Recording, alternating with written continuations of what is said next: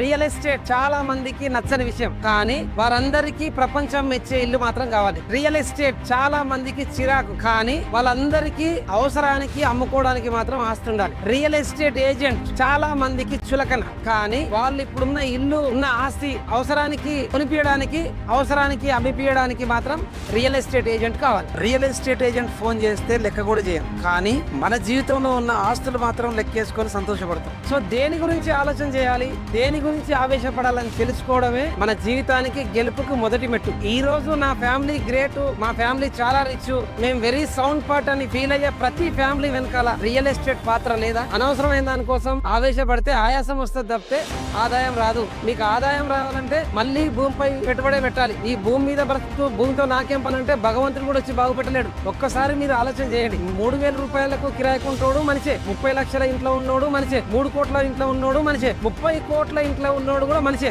So వీళ్ళందరూ మనుషులు సమానం అన్నప్పుడు విలువ కూడా సమానం ఉండాలిగా. ఎందుకంటే 30 కోట్ల ఇంట్లో ఉండే వాళ్ళు భవిష్యత్తుని దృష్టిలో పెట్టుకొని ముందే భూమిని నమ్మి ఇన్వెస్ట్ చేసిన కనుక ఆ భూమి విలువ పెరిగింది, కనుక ఆ మనిషి విలువ పెరిగింది. మనుషులందరూ సమానమే. మీరు విలువల కోసం, లెక్క చేయడం కోసం పరితపించకండి, పడకండి. మీరు ప్లాట్ కొనుక్కోండి, ఖచ్చితంగా మీ విలువ పెరుగుతుంది. నాకు రియల్ లైఫ్ లో స్టేటస్ లేదు, నన్ను ఎవరు లెక్క చేస్తలేరని బాధపడే కంటే భూమి నమ్ముకొని, రియల్ ఎస్టేట్ నమ్ముకొని ఇన్వెస్ట్ చేయండి. It is not about real estate, it is all about your real status. Do invest in real estate to change your status in real life. And good luck.